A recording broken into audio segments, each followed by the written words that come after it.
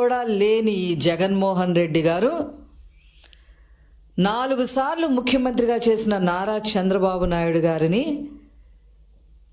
ఏకవచనంతో మాట్లాడటంతోనే అర్థమైపోయింది. కనీస సంస్కారం లేదు. మాట్లాడితే నారా చంద్రబాబు నాయుడు గారిని, మా ప్రభుత్వాన్ని చంద్రముఖితో పోలుస్తూ ఉన్నారు జగన్మోహన్ రెడ్డి.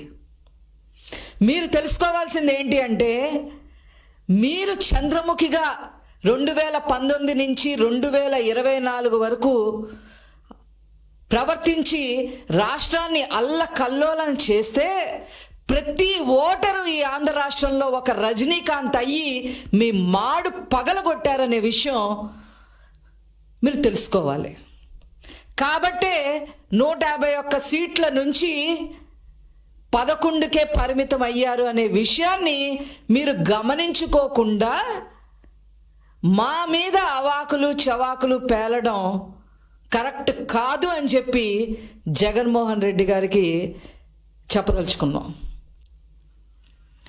చంద్రబాబు నాయుడు గారిని ఏకవచనంతో మాట్లాడటం అనేది, డూ డూ డూ అని ఉపయోగిస్తూ మాట్లాడటం అనేది మేము చాలా తీవ్రంగా ఖండిస్తూ ఉన్నాం. ఇకపోతే విలువల గురించి, విశ్వసనీయ గురించి, విధ్వంసాల గురించి, ఆర్థికంగా మేమేదో చెయ్యలేదు అని చెప్పి, మేమేదో తప్పు మాట్లాడామని చెప్పి రకరకాలుగా మాట్లాడుతూ ఉన్నారు. వాటన్నిటికి కూడా సమాధానం చెప్పడం కోసమే ఈరోజు రాష్ట్ర ప్రజల ముందుకి మేము రావడం జరిగింది.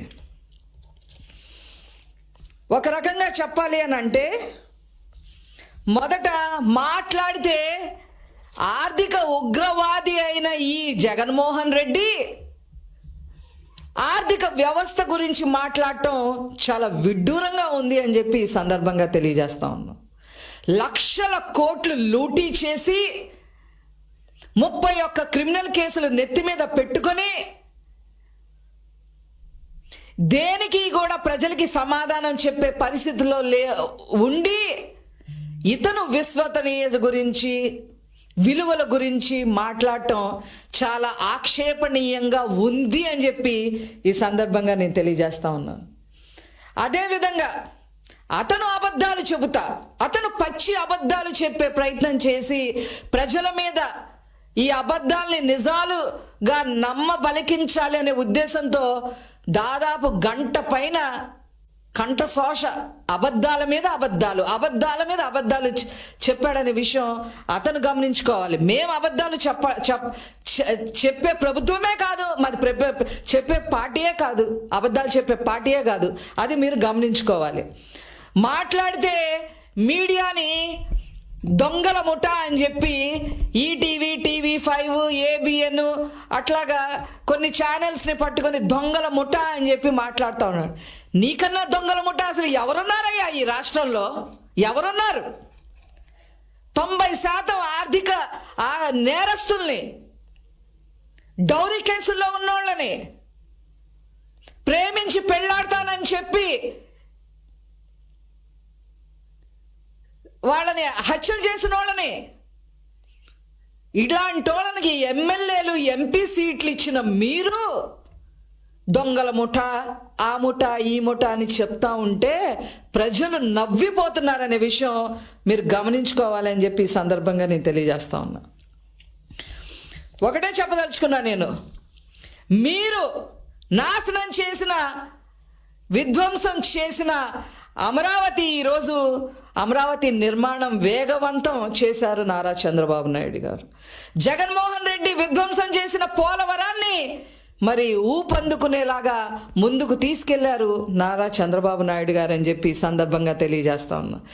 జగన్మోహన్ రెడ్డి ఒక్క ఉద్యోగం కూడా ఇవ్వకపోతే ఈనాడు నారా చంద్రబాబు నాయుడు గారు 20 లక్షల ఉద్యోగాలకి ఇవ్వటం కోసం అడుగులు ముందుకు వేశారు. 90% ముందుకు వేశారు. మొన్న దావోస్తో అది తేలిపోయిందనే విషయం జగన్మోహన్ రెడ్డి గమనించుకోవాలి.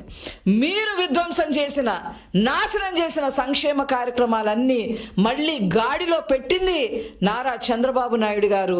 ఈరోజు పెన్షన్ 4,000, వికలాంగులకి మరి 6,000, మరీ అస్సలు బాగోని వాళ్ళకి 10,000, 15,000 మరి ఇచ్చి ఈరోజు దాదాపు 64 లక్షల మంది పైబడి మరి పెన్షన్ ఇవ్వడమే కాకుండా సంక్షేమ కార్యక్రమాలు చేయటమే కాకుండా అన్ని రకాలుగా నారా చంద్రబాబు నాయుడు గారు మీరు సంక్షేమ కార్యక్రమాలు విధ్వంసం చేస్తే వారు గాడిన పెట్టారు అని చెప్పి సందర్భంగా తెలియజేస్తా ఉన్నా. అదేవిధంగా లా అండ్ ఆర్డర్ లేని చట్టాలను తీసుకొచ్చి, దిశా చట్టం అని అదని ఇదని తీసుకొచ్చి యువత 30,000 మంది ఆడపిల్లలు ఏమైపోయారో కూడా తెలియని పరిస్థితుల్లో మీరు ఈ రాష్ట్రాన్ని జగన్మోహన్ రెడ్డి నాశనం చేస్తే